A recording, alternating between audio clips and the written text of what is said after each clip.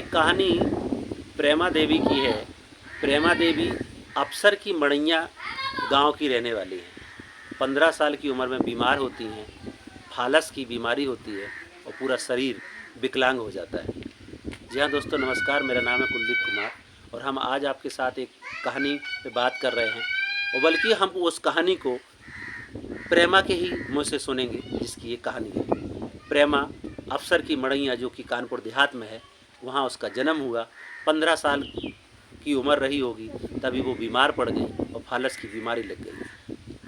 घर की हालात इतनी ख़राब कि इलाज सही से नहीं हो पाया और पूरा शरीर विकलांग हो गया।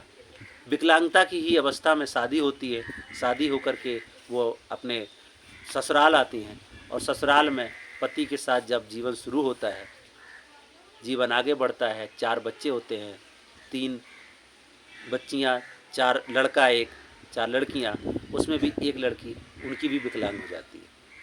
पति चले जाते हैं, लेकिन ज़िंदगी कैसे काटे कि विकलांग महिला के लिए कितना संघर्ष होता है, आज हम खुद प्रेमा से जानेंगे। प्रेमा का सहारा विकलांग पेंशन, लेकिन वो पेंशन भी 6-6 महीने से नहीं मिल रही है। प्रेमा के पास कोई ज़मीन नहीं है। एक ज़मीन का टुकड़ा पट्टा से मिला था, लेकिन उस पर कब्जा नहीं मिला। बताती हैं सूखा रात तो बुंदेलखंड में बढ़ता था साहब, उसमें 1000-1500 रुपये मिल जाते थे, लेकिन अब तो कुछ नहीं मिल रहा है। हमें पता नहीं है हमारी ज़मीन कहाँ पे है, कैसे हमारा भरण पोषण होगा। 4-4 बच्चियों का परिवार का पालना, ऊपर से कोई आमदनी का स्रोत नहीं होना, और खुद घर की मुखिया, वो खुद स्वयं घर की मुखिया हैं प्रेमा, जो फालिस की वजह से पूरी तरह से 100% विकलांग हो चुकी हैं, लेकिन आज ज़िंदगी की जंग लड़ रही हैं और अपने बच्चों को अच्छे से पढ़ा भी रही हैं। उनकी अपेक्षाएं बहुत सारी हैं। हम समझ सकते हैं इस सारी चुनौतियों में कैसे परिवार को पाला जाता है, कैसे चुनौतियों का सामना किया जाता है, कि प्रेमा से ज़्यादा कोई और नहीं जान सकता। एक दिव्यांग महिला का संघर्ष, उसकी कहानी आज हम खुद प्रेमा से सुनेंगे। तो आप हमारे साथ बने रहें, हम प्रेमा के साथ बातचीत करेंगे। प्रेमा, आप इधर आ जाइए।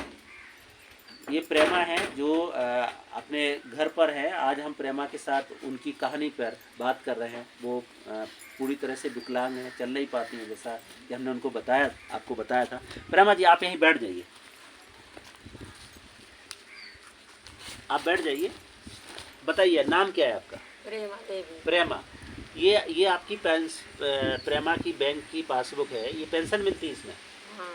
कितने दिन से नहीं मिली? 6 महीना हो गए। 6 महीने से नहीं मिली। हाँ, 6 महीने से। और ये आपका विकलांग कार्ड है? हाँ, ये विकलांग का साइकिल। विकलांग सर्टिफिकेट है। तो विकलांग साइकिल नहीं मिली आपको? नहीं मिली है साइकिल। विकलांगों के लिए तमाम तरीके की योजनाएं सरकार चलाती है, और हमारे देश के प्रधानमंत्री जी ने विकलांगों को दिव्यांग शब्द कहकर के भी सम्मानित किया। और अभी भी ये दलित महिला जो एक विकलांग है 100%, उसको ट्राई साइकिल नहीं मिली है। ये मैं उसी की बात सुन करके आपको बता रहा हूँ, क्योंकि वो खुद हमें बता रही हैं। प्रेमा, आप अपने बारे में बताइए। आज आपको बहुत लोग देख रहे हैं, क्या क्या दिक्कतें आपने सही, और आप कब विकलांग हो गए, कैसे, आप थोड़ा अपने बारे में बताइए। हम बचपन से इतने छोटे से रहे हैंगे, सो तबीयत खराब हो गई, सो विकलांग हो गए। मेरे माता पिता थे गरीब, इसे इलाज नहीं करा पाया है। तो ऐसे में मान लो शादी उनने कर दी। तो शादी हो गए, फिर घर पर आए, तो बच्चे अच्छे हो गए। तो पति मेरे कंपनी में काम करते थे, सो जल गए, सो ख़त्म हो गए।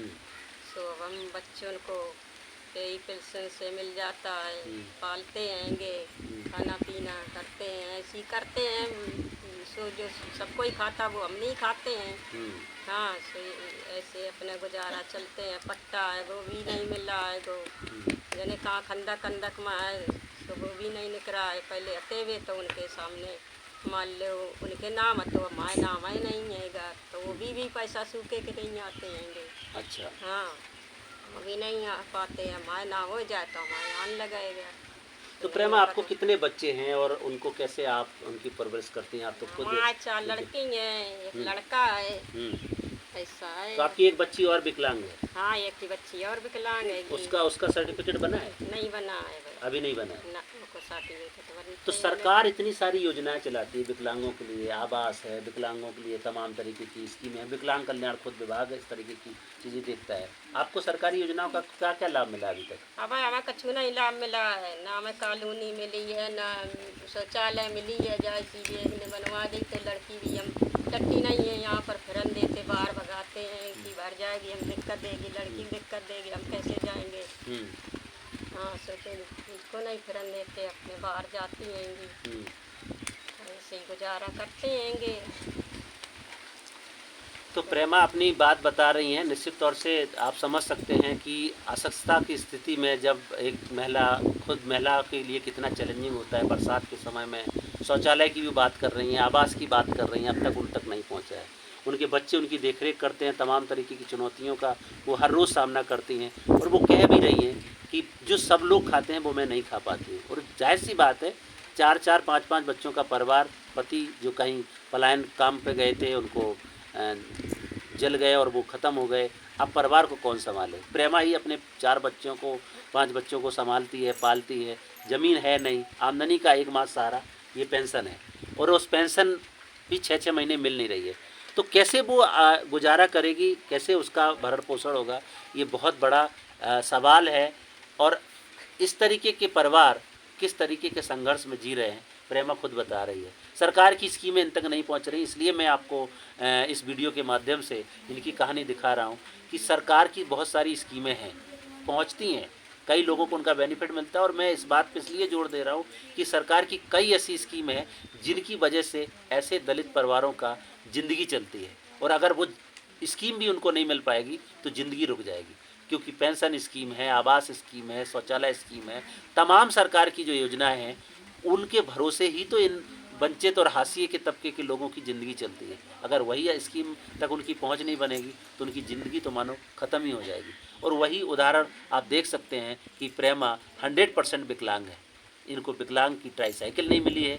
तमाम विकलांगों के लिए उपकरण आते हैं। हम अपील करना चाहेंगे कि इनको तुरंत एड्रेस करते हुए, सरकार के पास रिकॉर्ड है और इनके पास ये सर्टिफिकेट भी है कि इनको ट्राईसाइकिल की व्यवस्था करी जाए। दूसरा, विकलांगों के लिए आवास की स्कीम के लेकर के वो मांग कर रही हैं, क्योंकि झोपड़ी में रह रही हैं, कुछ है नहीं, छप्पर के नीचे उनका खाना बनता है। तमाम लोग बैठते हैं, आते हैं, उनके यहाँ पे देखते हैं कि अब वो कैसे अपने परिवार का गुजारा करें, कैसे उनको करें। कम से कम एक आवास तो दिया जा सकता है। सबसे ज़्यादा पात्रता की श्रेणी में अगर कोई होगा तो मुझे लगता है कि इस गांव में प्रेमा ही सबसे आखिरी पायदान पर खड़ी हैं। तो इनको एक आवास स्कीम दिया जाए, और इनके जो 4-5 बच्चे हैं इनके घर में शौचालय की ठोस व्यवस्था करी जाए ताकि इनको दिक्कत ना हो। मैं अपील करना चाहूँगा कि तत्काल प्रभाव से इनको इन स्कीमों का लाभान्वित किया जाए। प्रेमा, आप सरकार से क्या मांग करती हैं ताकि लोग जो आपको देख रहे हैं, क्योंकि मैंने तो आपकी बात बोली, आप क्या चाहती हैं? हम क्या चाहते हैं, हमें आवास मिल जाए। हमारे बच्चे चुगत में पानी बरसता है तो चुगत में पड़ते रात भर बिनते रहते हैं कि भगवान पानी न बरसे, पानी न बरसे। मेरे बच्चे भींज रहे हैं तो कौन बर्तन रखते, कौन बर्तन रखते हैं, समय ऐसा कटता है हमें। तो हमें आवास मिल जाए, शौचालय भी मिल जाए तो हमें दिक्कत ना आवे। सो हमको बहुत दिक्कत है, बहुत दिक्कत है। रात उनके समय में बाजी दिन हम रो लेते हैं, हम रोते नहीं हैं कि बच्चे मेरे नहीं बिल्कुल, अगर रोएंगे तो ये भी रोएंगे। बिल्कुल। ये भगवान मेरे संग में तो ने किया, मेरा आदमी भी छीन लिया और हम भी विकलांग हैं। अगर हम भी चलते होते तो कुछ मेरे बच्चों को सहारा होता। बिल्कुल। तो मेरी लड़की है सियानी, तो बाको मजूरी लग जाती है तो चली जाती, नहीं मजूरी लगती तो घर बैठती है। सो अपने वही से उठते गुजारा चलाते हैं। पेंशन भी मिल जाती है तो पेंशन से सब कोई जो कुछ खाता भी नहीं खाते हैं। मेरे बच्चे देख देख के रोते हैं, मम्मी जा खाना हम खाना। तुम कहते बेटा ना, तुम आज समय पापा चले गए, अगर होते तो ले आते, अकेले ना। तुम पढ़ो लिखो तो फिर खाना खाओगे तुम, अकेले तुम किसी देख के ना रोआ करो। तो हम उनको समझा भी देते हैं। कुछ भी पैसे होते हैं 1-2 रुपया तो कह देते, फिर भागते हैं, मम्मी चावल ले जाए, फिर गेहूँ ले जाए। नहीं बेटा, कोटा मिला है, गेहूँ न ले जाओ, खाओगे खा, हमें ले जाने नहीं देते हैं कि भूखे बैठे रहोगे, चट भी क्या होगा। तो हम ऐसे समय काटते हैं कि ये भगवान मेरे संग में तो ने क्या बिगाड़ा मैंने। तो आज हम विकलांग भी हैं और आज मेरे बच्चे हर चीज़ को तरस रहे हैं, सब कोई खाता है, हमको नहीं मिलता है। हम अपने ऐसे गुजारे करते हैं, रहते हैं। तो प्रेम जी, बोलो कुछ बोलो। हमने अभी बाथरूम में नहाने के लिए ना कुछ भी है, लड़कियां नहाती हैं तो हमको कहती मम्मी कुछ नहीं बना है, झोपड़ी लगाते हैं। अभी मैंने एक छपरा भी धरा तो वो भी गिर गया। कहते हैं भाई बेशरम वेशरम काट लिया, वाड़ भी बना लो, मेरे तो करे नहीं होता है, तुम ही कर लो।